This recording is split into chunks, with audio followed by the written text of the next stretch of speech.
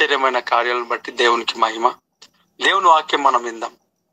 న్యాయాధిపతుల గ్రంథంలో 2వ అధ్యాయంలో ఇక్కడ దేవుని వాక్యం చెప్తా ఉన్నాడు. నీతో చేసిన నిబంధన నేనెన్నడను మీరను. దేవుడు తన ప్రజలతో ఒక నిబంధనను చేసి ఉన్నాడు. ఒక నిబంధనను ఆయన చేసి ఉన్నాడు. ఆ నిబంధన నేనెన్నడను మీరను అని అంటున్నాడు. దేవుని యొక్క మహాకృప, ఆయన కనికరం, ఆయన ఆశీర్వాదం, ఆయన దీవెన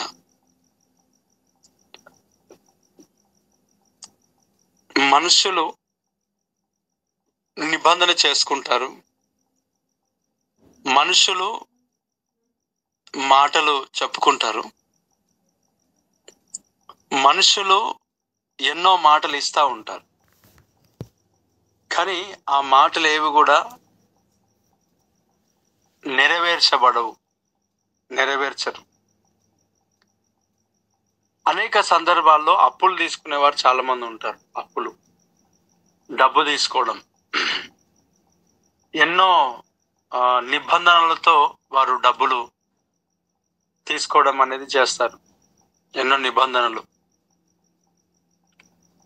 ఎన్నో రకాలుగా నిబంధన చేస్తారు. ఏదో కుదువ పెడతా ఉంటారు, ఏదో డబ్బు పెడతా ఉంటారు, లేక పొలం, లేక స్థలం, లేక వెహికల్. ఎన్నో చాలా మంది జీవితాల్లో మనం వింటూ ఉంటాం. అనేక సందర్భాల్లో అనేక రకాలుగా మనం వింటూ ఉంటాం. ఏంటి మనం వినేది అని అంటే, చాలా రకాలుగా మనం వినే ఒక మాటలు డబ్బులు తీసుకొని ఇవ్వకపోవడం, డబ్బులు తీసుకొని ఆ డబ్బులు మరలా చెల్లించకపోవడం, ఆ డబ్బులు మరలా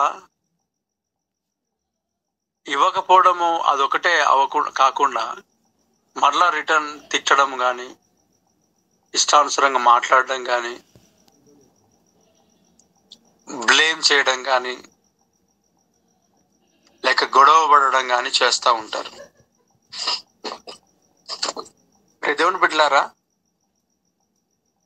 చాలా మంది జీవితాలలో నిబంధనలు లేక ఈ డబ్బుల విషయంలో కానీ, స్థలం విషయంలో కానీ చేస్తూ ఉంటారు. కానీ అది నెరవేర్చడానికి లేక నిబంధన ప్రకారంగా నడుచుకోవడానికి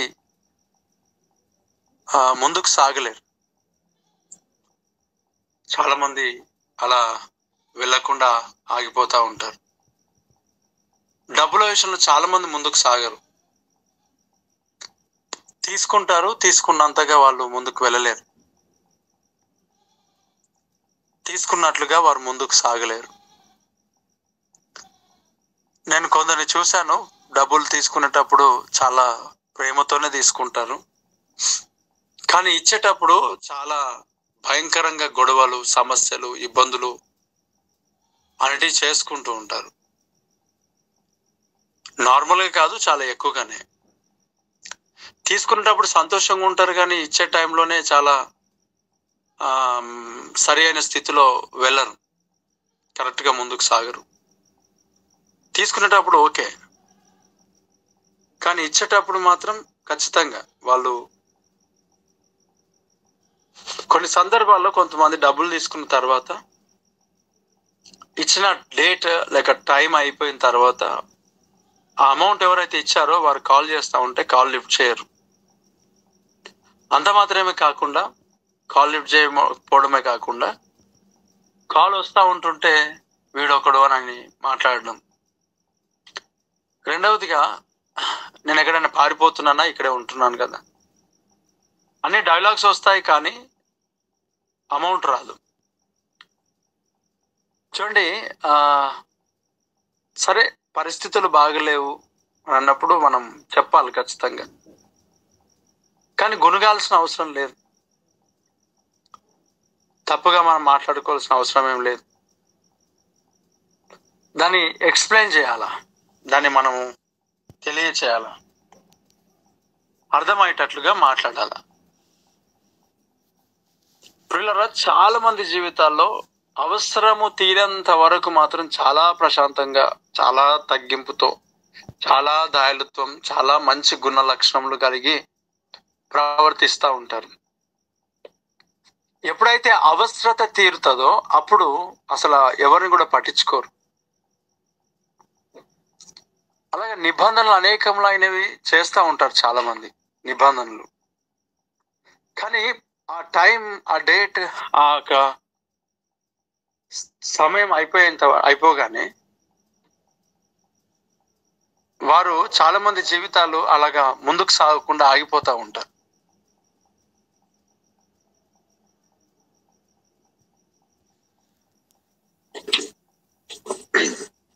చాలా మంది జీవితాలు ఆ నిబంధన కానీ, వాళ్ళు ఇచ్చిన మాటలు కానీ మర్చిపోతారు. మర్చిపోయి ముందుకు సాగుతూ ఉంటారు. ఇక్కడ డబ్బుల విషయమే కాదు, అదొకటే కాదు, కానీ పొలమైనా, స్థలమైనా, లేక ఇంకా ఏదైనా సరే అనేక విషయాలలో చాలా మంది జీవితాల్లో ఆ మాటను ఇచ్చి మాట తప్పుతూ ఉంటారు. మాట ఇచ్చి మాట తప్పుతూ ఉంటారు. తర్వాత కొంతమంది వివాహ విషయంలో నిబంధన చేసుకుంటూ ఉంటారు. మాటలు ఇస్తూ ఉంటారు. సేవకులు చెప్పిస్తూ ఉంటారు. వాళ్ళు చెప్తారు, మరణము వరకు నేను ఎడబాపను అని. రోగ ఆరోగ్యమందును, కలిమి లేమి అందును నిన్ను విడవక నీతో ఉంటాను అన్నట్లుగా వారు నిబంధన చేస్తారు. నిబంధన చేసిన తర్వాతనే వివాహం అనేది జరిగినట్టుగా మనం చెప్తా ఉంటాం. ప్రియ దేవుని బిడ్డలారా, చాలా మంది జీవితాలు, చాలా వివాహ సంబంధం, చాలా వివాహాలు ఏమైపోయినాయి ఈ రోజు అని అంటే, అనేక వివాహ బాంధవ్యము, బంధుత్వాలు అన్నీ కూడా విచ్ఛిన్నం అయిపోయినాయి. తీసుకున్న తీర్మానాలు, చేసిన నిబంధనలు ఎక్కడికి వెళ్ళిపోయినాయో. ఒక దైవజనుడు రాత్రి 3 గంటలకు ఆ టైంలో కాల్ చేశారు.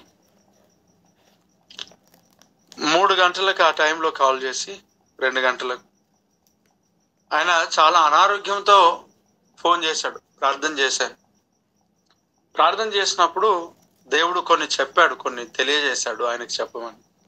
నేను చెప్పాను, తెలియజేసి ఇలా చెయ్యు, నీకున్న సమస్య తొలగిపోతుంది అంటే ఆయన చేయడానికి సిద్ధపడతలేదు, చేయట్లేదు. అది ఖచ్చితంగా చేస్తే నీకు ఇప్పుడే ఇమీడియట్గా దేవుడు విడుదల అనేది నీ శరీరంలో జరుగుతుంది. అది ఆ సమస్య కారణము అని నేను చెప్పినప్పుడు, తన పక్కన భార్య ఉంది, అమ్మ కూడా ఉంది. రాత్రి 2 గంటలకు 3 గంటలకు ఆ టైంలో నేను చెప్పినప్పుడు ఒక 2-3 టైమ్స్ అట్లా చేసి మళ్ళీ ఆపేశారు. నేను కంటిన్యూస్గా చేయండి, తగ్గిపోతుంది. ఇంకా ఆయన అంటుండు, మా భార్య పడుకుంది సార్ అని. అయ్యా లేపొచ్చు కదా, లేపు చేయండి, నేను చెప్పినట్టు చేయండి అని అంటే ఆయన అంటాడు, వారు లేవట్లేరు, వాళ్ళు విసుక్కుంటున్నారు. నాకు కొంచెం బాధ అనిపించి ప్రార్థన చేసినాను, దేవా నీవే ఆధారము, నీవే స్వస్థపరచు, నీవే విడుదల దయచేయి, నీవే ఆరోగ్యం దయచేయి. ఇంకా మనుషుల పైన ఆధారపడేదేం లేదు. ఎప్పుడైతే ఆ ప్రార్థన చేసినానో దేవుడు స్వస్థపరిచాడు, దేవుని కృప, బాగానే ఉన్నాడు. కానీ అక్కడ చూడండి, తన భార్య చెప్తా ఉన్నాడు, నాకు కొంచెం బాగలేదు, నాకు ఇబ్బందికరంగా ఉంది అని చెప్పి లేపుతా ఉంటే ఆమె లేవట్లేదు. తర్వాత విసుగు పడుతూ ఉంది, గొనుగుతా ఉన్నారు, సనుగుతా ఉన్నారు. చూడండి, మనుషులు చాలా మంది మాట ఇస్తారు కానీ మాట తప్పుతారు. మనుషులు మాట చెప్తారు కానీ తప్పుతారు. నిబంధనలు చేసుకుంటారు, తప్పుతారు. భార్యనే కదా నిబంధన చేసింది, కానీ ఆ నిబంధన రోగ ఆరోగ్యమందును అని స్టేజ్ పైన సేవకుని ఎదుట, సంఘము ఎదుట నిబంధన చేసినారు. కానీ పరిస్థితులు, ఇబ్బందికరమైన స్థితిగతులు అనేటివి వచ్చినప్పుడు వారికి ఎలా రియాక్ట్ అవుతున్నారు, ఎలా ముందుకు సాగుతున్నారు అనంటే వాటన్నిటిని నెరవేర్చరు, వాటన్నిటిని విడిచిపెడతారు. ఈ నిబంధన అనేది దేని కొరకు అనంటే సమస్యలతో కష్టములతో ఉన్నప్పుడు కూడా చేయి వదలొద్దు అనే దాని కొరకే. కానీ నిబంధన అన్ని బాగున్నప్పుడు చేస్తుంటారు, బాగానే ఉంటారు. కానీ బాగులేని స్థితిలో ఉన్నప్పుడు మాత్రం ఆ నిబంధనలు మాత్రం మీరిపోతూ ఉంటారు. ఇక్కడ మనుషుల జీవితాల్లో నిబంధనలు చేస్తూ ఉన్నారు. మన దగ్గర కొంతమంది కొన్ని నిబంధనలు చేసుకుని ఉన్నారు. ఒకరోజు ఒక ఆమెకి HIV అనేది వ్యాధి అనేది వచ్చింది. ఆమె నాకు చెప్పలేదు, కానీ దేవుని కృపను బట్టి నాకు తెలుసు. అది తర్వాత కన్ఫర్మేషన్ కూడా అయింది. ఆమెను నేను ప్రార్థన చేశాను, దేవుడు ఆమెను విడిపించాడు, దేవుడు గొప్ప కార్యం చేశాడు. ఆమెను విడుదల దేవుడిచ్చిన తర్వాత, ఆరోగ్యం దేవుడిచ్చిన తర్వాత, లోపల చిన్న రూమ్ లో వాక్యం చెప్తున్నప్పుడు దేవుడు గొప్ప కార్యం చేసి ఆమె వచ్చి సాక్ష్యం చెప్పింది. ఆమె వచ్చి మాట్లాడుతూ ఉంది. ఏమని అంటుందంటే, ఈ సంఘం నాదే, ఈ పరిచర్య నాదే, నా బ్రతుకున్నంత కాలము నేను ఇక్కడే పరిచర్య చేస్తాను, నేను ఊడుస్తాను, తుడుస్తాను, నేను ఇక్కడే ఉంటాను, నేను ఈ సంఘాన్ని వదలను, ఈ పరిచర్యను వదలను అని ఎన్నో తీర్మానాలు తీసుకొని వెళ్ళిపోయింది. స్వస్థత అయిన తర్వాత, విడుదల అయిపోయిన తర్వాత, ఆరోగ్యం వచ్చిన తర్వాత, బలం వచ్చిన తర్వాత కొన్ని నిబంధనలు దేవునితో చేసుకొని ఉంది. ఆమె వెళ్ళిపోయిన తర్వాత ఒక సండే 2 సండేలు వచ్చినారు. మరలా ఎప్పుడు చాలా 1 year 2 years వరకు కనబడలేదు. మరలా నేను కాల్ చేస్తే పక్కన సౌండ్ వినబడతా ఉంది, లేదని చెప్పు. వాళ్ళ కుమార్తె వాళ్ళు చెప్తా ఉన్నారు లేరు అని. ఒకసారి 2 సార్లు కాల్ చేస్తే అదే ఎదుర్కొనేసరికి నేను ప్రార్థన చేసి వదిలేస్తున్నాను. ప్రభా, నీ చేతిలోనికి ఆమెను అప్పగిస్తున్నా, ఆమెను దర్శించండి, నీ సన్నిధికి తీసుకొని రండి, ఆమెకు హృదయమును తలంపులను మార్చు, నీ సన్నిధిలో గడిపేటట్టుగా చెయ్యి. ఎందుకు నేను ఇలాగ ప్రార్థన చేశానంటే, ఆమె తీర్మానం తీసుకుంటే తీసుకొని, నిబంధన చేసుకుంటే చేసుకొని, అది దేవునికి ఆమెకు సంబంధం. పరిస్థితులు బాగాలేవు, మనకు తెలియదు అదేంటి అనేది. కానీ నీతిగా నిజాయితీగా దేవుని సంఘంలో, ఒకవేళ ఇక్కడికి దూరంగా ఎక్కడైనా వేరే స్థలాల్లో ఉంటే గడపచ్చు కదా అంటే అలా కూడా లేదు. ఆమె దేవుని సన్నిధిలో నిబంధనలన్నీ పక్కకు పోయినాయి. ఆమె జీవితం మరలా మొదటికి వెళ్ళిపోయింది. తర్వాత కొన్ని రోజులకు 1 or 2 years తర్వాత ఒక వార్త నేను విన్నాను. ఏమనంటే ఆమె చనిపోయింది అని వార్త విన్నా. బాగుపడిన వారు ఎలా చనిపోతారు అంటే, దేవుని వాక్యం చెప్తా ఉంటది, స్వస్థత నొందావు, మరలా నువ్వు పాపము చేయకు. విడుదల అందుకున్నావు, మరలా నువ్వు పాపం చేయకు. ఆరోగ్యాన్ని పొందుకున్నావు, మరలా నువ్వు పాపం చేయకు. విడిపించబడ్డావు, మరలా నువ్వు పాపం చేయకు. ఎందుకు? నువ్వు మరలా పాపం చేస్తే అవి నీ జీవితంలో మరలా అటాక్ అయ్యే అవకాశాలు ఉన్నాయి, అటాక్ అవుతాయి. వాక్యం చెప్తుంది, దేవుని వాక్యంలో చెప్తాడు ప్రభు, ఒక దయ్యం వదిలిపెట్టిన తర్వాత ఆ ఇల్లు ఊడ్చి అమర్చి ఉండుట చూసి మరి 7 చెడ్డవైన దురాత్మలు తనకంటే అనంట తీసుకొని వస్తాయంట మందిరంలోనికి, ఆ ఒక శరీరంలోనికి. కాబట్టి వాని మొదటి స్థితి కంటే కడపటి స్థితి మరీ చెడ్డదగునని వాక్యం మాట్లాడతావు. కాబట్టి నువ్వు విడుదల పొందుకున్నప్పుడు, ఆరోగ్యాన్ని పొందుకున్నప్పుడు, స్వస్థతను పొందుకున్నప్పుడు, ఆశీర్వదించబడినప్పుడు, దీవించబడినప్పుడు, నీవు నీ హృదయమును, నీ శరీరమును, నీ తలంపులను, నీ పూర్తిగా దేవుడు నీకు ఇచ్చిన ప్రతి ఆశీర్వాదం నువ్వు కాపాడుకోవడానికి నువ్వు దేవుని సన్నిధిలో గడప. ఇప్పుడు ఆమె నిబంధనలు వెళ్ళిపోయినాయి, ఆమె నిబంధన లేదు. దేవునికి స్తోత్రం. చూడండి పిల్లారా, ఇంకా కొంతమంది వారు అనేక విషయాలలో నిబంధన చేసుకొని ఉన్నారు దేవునితో. నిబంధన, దేవుడు మాట్లాడిన దాన్ని బట్టి, సంఘంలో దేవుడు దర్శించిన దాన్ని బట్టి, సంఘంలో దేవుడు వారితో మాట్లాడి బలపరిచిన దాన్ని బట్టి, దేవుని ప్రేరేపణను వారు గుర్తెరిగి కొన్ని నిబంధనలు వారు చేసుకొని ఉన్నారు. కానీ ఆ నిబంధనలు మీరిపోతా ఉంటారు. మనుషులు మాట ఇచ్చి తప్పుతారు, మనుషులు అబద్ధమా. కానీ ప్రభు అయిన యేసుక్రీస్తు దేవుడు అబద్ధం ఆడడానికి ఆయన నరుడు కాదంట, ఆయన దేవుడు. ఆయన మాట ఇచ్చి నెరవేర్చకుండా ఉండడానికి ఆయన నరుడు కాదంట, ఆయన దేవుడు. మనుషులు నిబంధనలు మేరుతారు, కానీ దేవుడు చెప్తా ఉన్నాడు, నేను నీతో చేసిన నిబంధనను నేను మీరను. దేవునికి స్తోత్రం కలుగును గాక. నువ్వు మీరుండొచ్చు, కానీ నేను మీరను. నువ్వు వదిలిపెట్టుకుని ఉండొచ్చు, కానీ నేను వదిలిపెట్టను. నేను నీతో చేసిన నిబంధనను నేను జ్ఞాపకం చేసుకుంటున్నా. ఆ నిబంధనను మీరి నీ పట్ల నేను ప్రవర్తించను. ఆ నిబంధనతో మీరి నేను వెళ్ళను ముందుకి.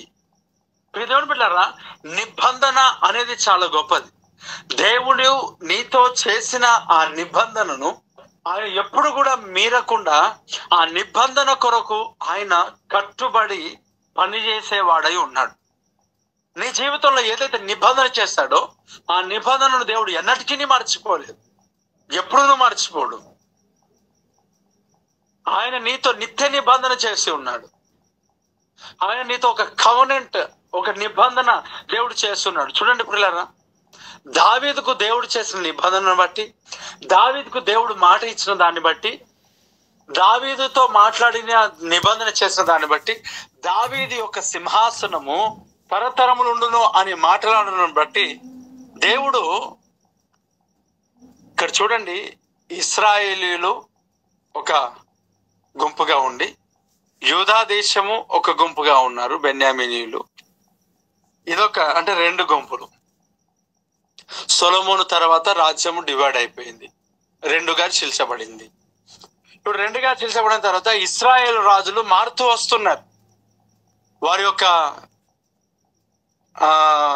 రాజులు మారుతానన్నారు, ఒకటే ఇంట్లో నుంచి రాలే. కానీ యూదా దేశంలో దావీదుకు దేవుడు చేసిన నిబంధన బట్టి ఎలాంటి స్థితిలో వారు వెళ్తున్నప్పటికీ దేవుడు తన నిబంధనను జ్ఞాపకము చేసుకొని దావీదు యొక్క సింహాసనమును దేవుడు స్థిరపరిచాడు. దేవుడికి మహిమ కలుగునుగాక. అది సంవత్సరములు కానీ, లేక అది నెలలు కానీ, లేక అది తరములైనా కానీ, దేవుడు ఒక వ్యక్తితో చేసిన నిబంధనను ఎప్పటికీ మర్చిపోయేవాడు కాదు, మీరేవాడు కాదు. దేవుడు అబ్రహాముతో చేసిన నిబంధనను, దేవుడు అబ్రహామునకు ఇచ్చిన మాటను బట్టి తన సంతతి సంతతి సంతతి అందరినీ కూడా జ్ఞాపకం చేసుకొని నడిపిస్తూ గొప్ప జనాంగముగా దేవుడు చేశాడు. ఇప్పటికీ కూడా వారిని ఆశీర్వాదకరముగా దేవుడు ఉంచాడు. దేవుడికి మహిమ కలుగునుగాక. దేవుడు ఒక్కసారి నిబంధన చేశాడనంటే ఆయన ఆ నిబంధనను మీరేవాడు కాదు, మార్చేవాడు కాదు, ఆ నిబంధనను విడిచిపెట్టేవాడు కాదు. చూడండి, అబ్రహాములకు దేవుడు చేసిన నిబంధన ఆయన జ్ఞాపకం చేసుకుంటూనే ఉన్నాడు. ఈసాకు దగ్గర జ్ఞాపకం చేసుకున్నాడు, యాకోబు దగ్గర జ్ఞాపకం చేసుకొని ఉన్నాడు.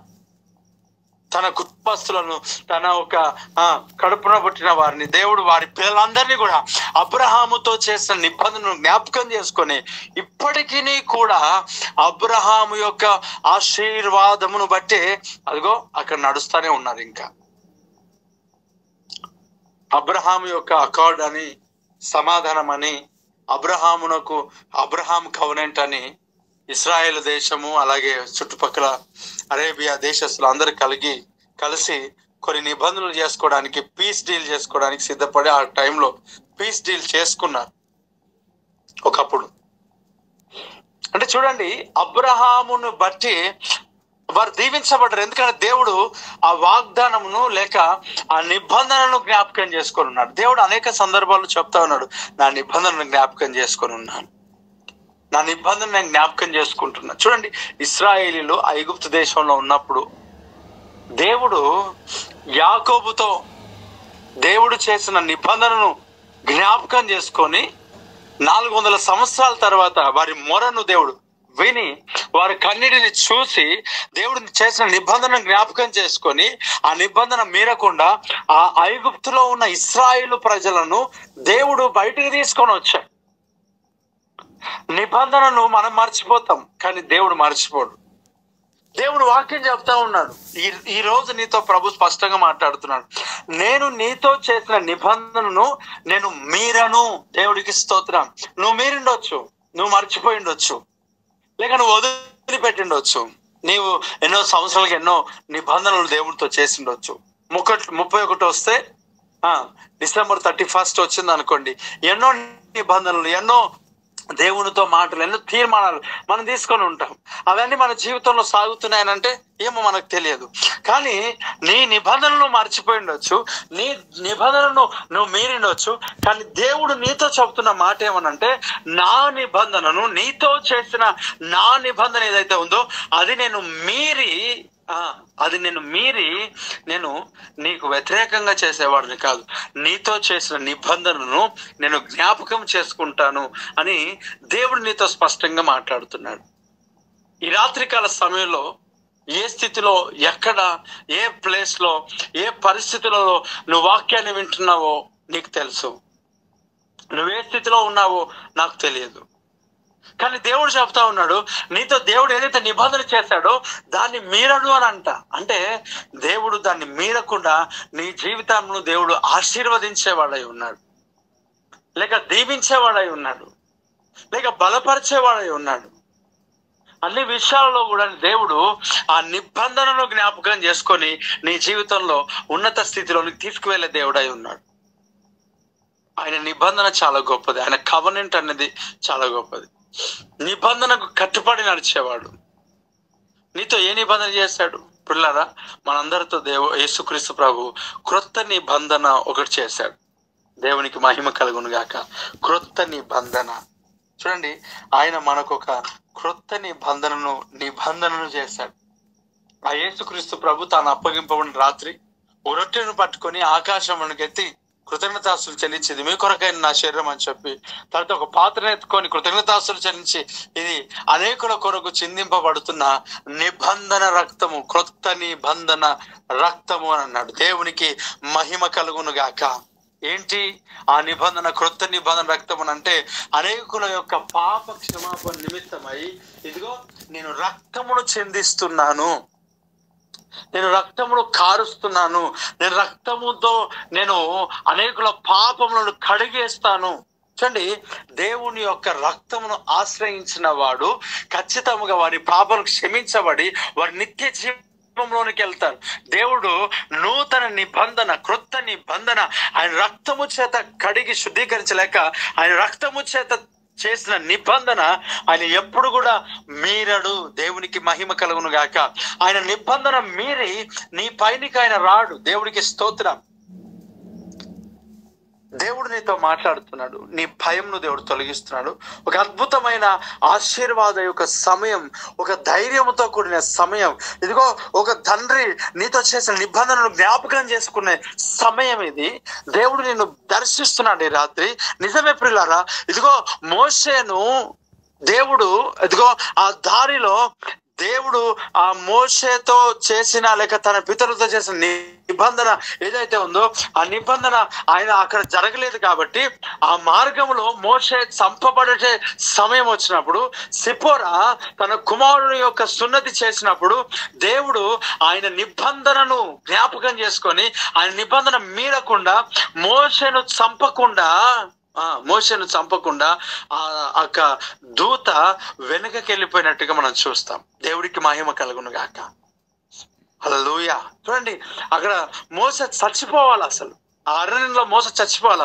కానీ సిపోరా మంచి జ్ఞానముతో నింపబడి, దైవ జ్ఞానముతో నింపబడి సున్నతి చేయబడిన తన కుమారుడు సున్నతి చేసి అక్కడికక్కడే దేవుని యొక్క కోపము చల్లారబడింది. దేవునికి మహిమ కలుగును గాక. తండ్రి అయిన దేవుడు నువ్వు చేస్తున్న దోషములను బట్టి, నువ్వు చేస్తున్న పాపములను బట్టి, దేవునికి దూరమైన దాన్ని బట్టి, మన యొక్క జన్మ కర్మ పాపములను బట్టి దేవుని యొక్క ఉగ్రత మన పైన కుమ్మరించబడుతుంటున్నప్పుడు, మన పైన వస్తుంటున్నప్పుడు యేసు క్రీస్తు యొక్క రక్తం, నూతన నిబంధన అనేది మన ద్వారా మనకు దేవుడు చేసి ఉన్నాడు. ఆయన రక్తమును చూసిన ఆ తండ్రి ఆయన నిబంధన మన పైన చేస్తున్నాడు కాబట్టి మనల్ని చంపకుండా దాటిపోతున్నాడు. ఈ రాత్రి నువ్వు సజీవురాలుగా ఉన్నానంటే ఆయన రక్త ప్రోక్షణ అనేది మన పైన ఉన్నది కాబట్టి, ఆయన రక్త ప్రోక్షణను బట్టి మనం నీతిమంతులముగా, పరిశుద్ధులముగా, దేవుని యొక్క సొత్తైన జనాంగముగా, దేవుని ప్రజలముగా, దేవుని బిడ్డలముగా, ఆయన రక్తం ద్వారా మనం కొనబడినాం. మనము ఆయన సొత్తైన జనాంగంగా పిలువబడుతున్నాం. మనము ఆయన రక్తము యొక్క ప్రోక్షణ ద్వారా మనము సజీవుల లెక్కలు లెక్కించబడుతున్నాం. ఆ మరణము అనేది ఆయన రక్తమును బట్టి దాటిపోయింది. ఆయన మనం చేస్తున్న దోషములను బట్టి మనం చచ్చిపోవాలి, కానీ ఆయన నిబంధన మీరడు గనక రక్తమును చూసి దాటిపోతున్నాడు ఈ రాత్రి. ఇదిగో ఆ ద్వార బంధకములకు, నీ శరీరములకు, నీ యొక్క ఆత్మకు, మన కుటుంబంలో ఆత్మలకు యేసు రక్తం అనేది ప్రోక్షించబడింది కనుక ఈరోజు మనం సజీవ లెక్కలు లెక్కించబడుతున్నాం. మనము తప్పించబడి ఉన్నాం. మనం మరణం నుండి విడిపించబడినాం. మనం మరణంలో నుండి జీవంలోనికి దాటించబడి ఉన్నాం. అదిగో ఆ ప్రభు దాటిపోతున్నాడు. తన కోపమును తొలగించుకుంటున్నాడు. తన యొక్క కృపను, కరుణను నీ పైన, నా పైన చూపిస్తున్నాడు. ఆయన యొక్క క్షేమమును నది వల్లే ప్రవహిస్తుందంట ఈ రాత్రి. దేవుడికి స్తోత్రం కలుగును గాక. ఆమేన్. ఆయన క్షేమం అంట నది వల్లే ప్రవహిస్తుంది. ఆయన రక్తము చూసి దాటిపోతున్నాడు. మీరడు కదా, నువ్వు నేను బ్రతుకుండాల్సిన వరం కాదు. నువ్వు నేను చచ్చిపోవాల్సిన వరమే. నువ్వు నేను సజీవ లెక్కల్లో ఉండవలసిన వరం కాదు. నువ్వు నేను ఈ లోకంలో మరణించదగిన వారమే పాపకు. అందుకే శిక్షకు పాత్రుడనయ్యా కదా, మనం శిక్షకు పాత్రులమే, అర్హులమే. మనము శిక్షను అనుభవింపతగిన వారమే.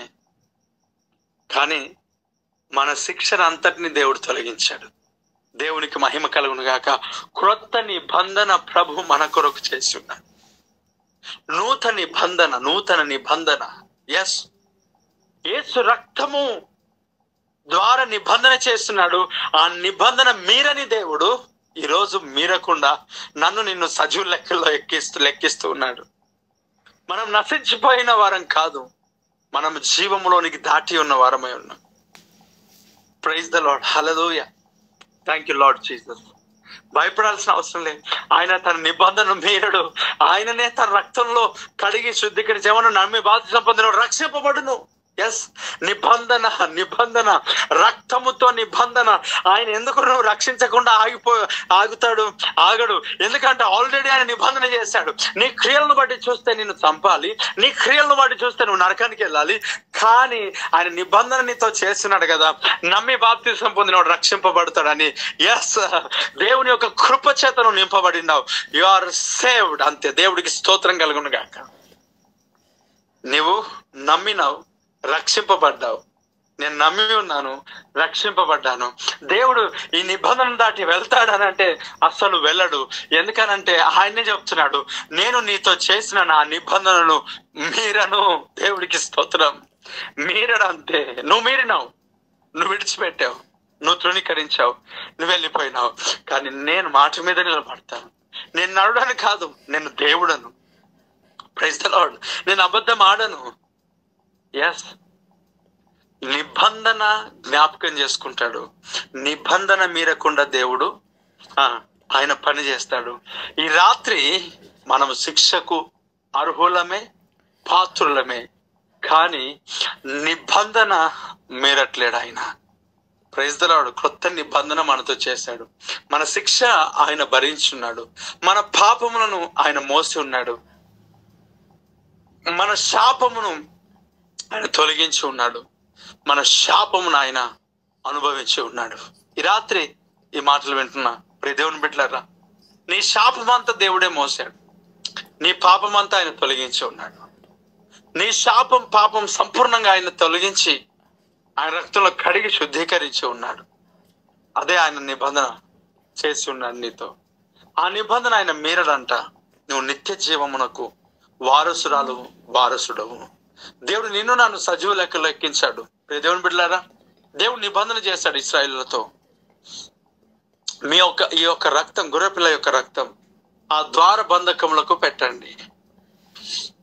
ఐగుప్తులలో మొదటి సంతానం అంతా చచ్చిపోతారు, కానీ సంహార దూత ఆ రక్తాన్ని చూసి దాటిపోతుంది. ఇదే నీతో చేసిన నా నిబంధన. దేవుని బిడ్డలారా, లోకమంతంతటా మరణములు, సమస్యలు, పరిస్థితులు అంతా తారుమారై కనబడుతున్నప్పటికీ కూడా యేసు రక్త ప్రోక్షణలో నువ్వు కడిగబడి, శుద్ధీకరించబడి, కొనబడి, దేవుని సొత్తైన ప్రజగా చేర్చబడిన నీ జీవితం నిబంధనతో ఉన్నది కనుక ఏ అపాయము నీ గుడారమును సమీపించకుండా దేవుడు తన రక్తము ద్వారా నిన్ను కాపాడి సురక్షితముగా దేవుడు తీసుకెళ్ళబోతున్నాడు. దేవునికి మహిమ కలుగును గాక. అదిగో ప్రకటన గ్రంథం రాయబడింది, మీ ఒక నొసట మీద వీరు నా ప్రజలు అని ముద్రించే వరకు ఆగమని దూతతో చెప్తున్నాడంట. అంటే ఆ ముద్ర అనేది ఎప్పుడైతే వస్తుందో, ఎప్పుడైతే అదిగో మనకు దేవుడు ఏర్పరచుకొని ఎన్నుకొని ఉన్నామని ఆయన ముద్రిస్తాడో, నిబంధన చేస్తాడో, ఆ నిబంధనను దాటి ఆయన నీ జీవితాన్ని విడిచిపెట్టేవాడు కాదు. ఆయన నిబంధన మీరకుండా పనిచేస్తాడు. నీ జీవితాన్ని, నీ కుటుంబాన్ని, నిన్ను కాపాడే శక్తిమంతుడై ఉన్నాడు. రక్త ప్రోక్షణనే నీకు నాకు దేవుడు మన మధ్యలో ఉండి దేవునికితో మనము కోల్పోయిన ఆ సంబంధమును రక్త ప్రోక్షణ ద్వారా నిబంధన చేసి దేవునితో మనల్ని సమాధానపరిచి ఉన్నాడు. ఆయన రక్త ప్రోక్షణ ద్వారా మనకు నిబంధన అనేది ఉంది. Praise the lord. ఆయన గొర్రెల యొక్కయు, మేకల యొక్కయు, ఎడ్ల యొక్కయు, కోళ్ళ యొక్కయు రక్తం ద్వారా నిబంధన చేయలేదంట. ఈరోజు అనేక మంది జీవితాలు ఇంకను యేసుక్రీస్తు ప్రభును విశ్వసించనీయకుండా చాలా మంది జీవితాలు వారి పాప క్షమాపణ కొరకు, వారు పశ్చాత్తాప పడుట కొరకు, వారి దోషములు తొలగించుకున్నట కొరకు వారు బలు అర్పించుకుంటూ ఉంటున్నారు. ఇంకా రక్త ప్రోక్షణ చేసుకుంటూ ఉంటున్నారు. కొత్త ఇల్లు కట్టినా రక్త ప్రోక్షణ చేస్తారు. అనేక మంది యేసుక్రీస్తు ప్రభు ఎందుకు వచ్చాడని తెలియక ఇంకను బలుల పైన ఆధారపడి నడుస్తున్నారు చాలా మంది. కానీ నీకైతే నాకైతే దేవుడి యొక్క మహాకృప, ఆయన రక్తంతో నిబంధన చేసి ఉన్నాడు. ఆయన చెప్తున్నాడు, నేను నీతో చేసిన నిబంధనను మీరను. మోషేను దాటిపోయిన దేవుడు నిన్ను కూడా దాటిపోయినాడు. అంతే. ఈ సంవత్సరం నువ్వు ఉండాల్సిన వ్యక్తివి కాదు, కానీ దేవుడు తన నిబంధనను జ్ఞాపకం చేసుకొని నేను సజీవ లెక్కలు లెక్కించి ఉన్నాడు. అబ్బా తండ్రి అని పిలిచే ఒక అభిషేకమును, ఆశీర్వాదమును, కుమారుని దత్తపుత్రాత్మను దేవుడు నీకు నాకు ఇచ్చాడు. What wonderful words. దేవునికి స్తోత్రం. దేవుడు నీతో మాట్లాడుతున్నాడు. ఈ మాటలు నీ జీవితానికి గొప్ప ఆశీర్వాదమును, ఆనందమును, సంతోషమును దేవుడు తీసుకొని వస్తున్నాడు. మనం నీతిమంతులం కాదు, ఆయన రక్తం ద్వారా నీతిమంతులుగా ప్రభు మనల్ని చేర్చాడు, తీర్చాడు. ఇప్పుడు ఆయన నిబంధన నీతిమంతులమైన మన జీవితంలో చేశాడు. ఆయన నిబంధన మారడు, మీరడు. ఆయన ఆ నిబంధనకు కట్టుబడి ఉన్నాడు. మన జీవితంలో ఏదైతే చేస్తానన్నాడో మన నీతి క్రియలను బట్టి ఆయన చేయడు, ఆయన నిబంధనను బట్టే చేస్తాడు. నీ నీతి క్రియలు మురికి గుడల వంటి సమానంతో ఆయన ఎంచుతున్నాడు. కానీ ఆయన రక్తమును, ఆయన నిబంధన నీ పైన నా పైన ఉంచి ఉన్నాడు కనుక ఆయన నీ జీవితంలో, నా జీవితంలో గొప్ప కార్యాలు చేసేవాడై ఉన్నాడు. ఆమేన్. ఈ సందేశం దేవుడు నీతో మాట్లాడుతూ ఉన్నాడు. పరిశుద్ధాత్మ యొక్క నడిపింపు ద్వారా నీతో మాట్లాడుతూ ఉన్నాడు. ఇది నీకు అవసరం కాబట్టి. Praise the lord. చాలా అద్భుతమైన ఆశీర్వాదకరమైన మాటలు. దేవుడు అన్ని రకాలుగా తన సంఘాన్ని బలపరిచేవాడై ఉన్నాడు. అన్ని రకాలుగా తన సంఘాన్ని దీవించేవాడై ఉన్నాడు. ఆయన మరలా చెప్తున్నాడు, నేను నీతో చేసిన నిబంధన మర్చిపోను, అంతే, మీరను అని అంతే. దేవుడు స్పష్టంగా నీతో మాట్లాడుతున్నాడు.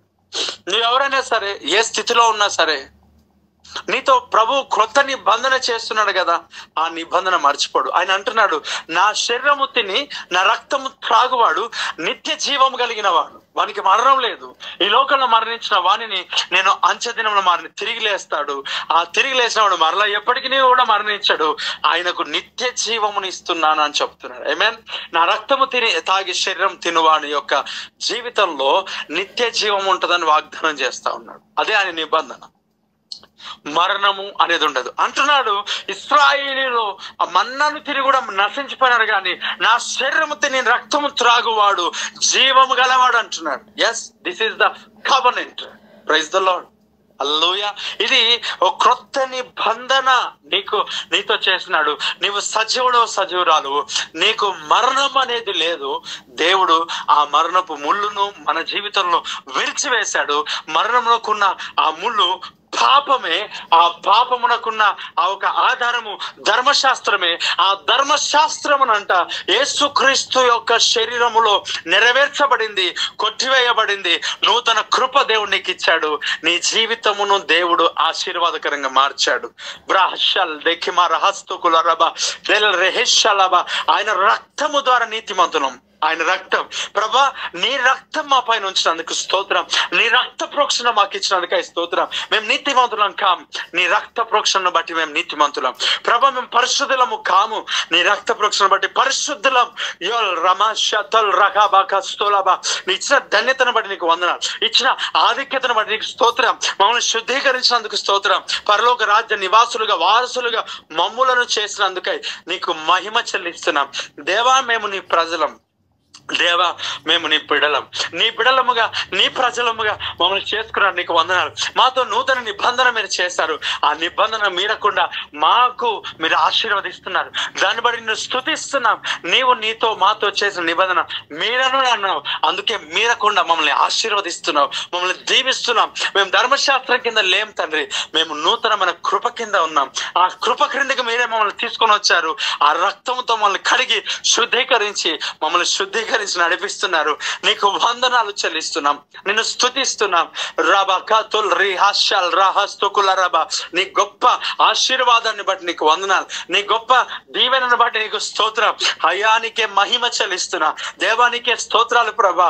అయ్యా, మోషే కాపాడబడినాడు నిబంధనను బట్టి. దేవానికి స్తోత్రం. నువ్వు నిబంధన జ్ఞాపకం చేసుకొని దావీదు యొక్క సింహాసనం స్థిరపరిచి ఉన్నావు. Thank you father. నా జీవితంలో కూడా మీరు నిబంధనను జ్ఞాపకం చేసుకుంటున్నారు, నీ రక్తమును జ్ఞాపకం చేసుకుంటున్నారు, నీ రక్త ప్రోక్షణ జ్ఞాపకం చేసుకుంటున్నారు. నా పాపములు కడిగినందుకు వందనాలు, మా హృదయములను సరిచేసినందుకు స్తోత్రాలు. మమ్మల్ని కడిగి శుద్ధీకరించి నీ రాజ్య నివాసులుగా మమ్మల్ని చేసుకున్నందుకై స్తోత్రం. పరిశుద్ధులుగా మమ్మల్ని మార్చినందుకై స్తోత్రం. అవును తండ్రి, నిత్య జీవం ఇస్తారని వాగ్దానం చేశావు. నా యందు విశ్వాసం ఉంచిన వారికి కడుపులో జీవ జల ఊటలు ప్రవహిస్తాయని వాగ్దానం చేసిన దేవా, మా జీవితంలో ఆ నిబంధనను మీరు నెరవేరుస్తున్నందుకై నీకు వందనాలు. అవును, అరణ్యంలో మన్నాను తిన్నారు కానీ నశించిపోయినారు. నా శరీరం తిని రక్తం త్రాగువాడు జీవం కలిగిన వాడు అన్నావు. నీ నిబంధనను నా పట్ల మీరు మీరకుండా నడిపిస్తున్నందుకై నీకు స్తోత్రములు చెల్లిస్తున్నా. మహోన్నతుడా, కృప కలిగిన దేవా, ఆశీర్వాదంలో కారణభూతురా, నీకు స్తోత్రం. ఒక ప్రత్యేకమైన వర్తమానం నా కొరకు మా కొరకు మీరు ఇచ్చారు. దాన్ని బట్టి నీకు వందనాలు. ఎంతో శ్రేష్టమైన మాటలు, నీతో చేసిన నా నిబంధన మీరను అని మాట్లాడావు. దాన్ని బట్టి నీకు వందనాలు తండ్రి. ఆ నిబంధన ప్రకారంగా మీరు నడుస్తున్నారు, మీరు మీరకుండా ఆశీర్వదిస్తున్నారు, కృపనిచ్చారు. నీకు స్తోత్రం. ఎనలేని కృప, గొప్ప కృప మా జీవితంలో మీరు అనుగ్రహించారు. నిజమే తండ్రి, మేము ఆశీర్వదించబడ్డాం. మా జీవితంలో ఎంతో ఆశీర్వాదాన్ని మీరు ఇచ్చారు. మిమ్మల్ని స్తుతిస్తున్నాం అయ్యా, నిన్ను ఆరాధిస్తున్నాం. Thank you lord. ఈ మాటలను బట్టి నీకు వందనాలు.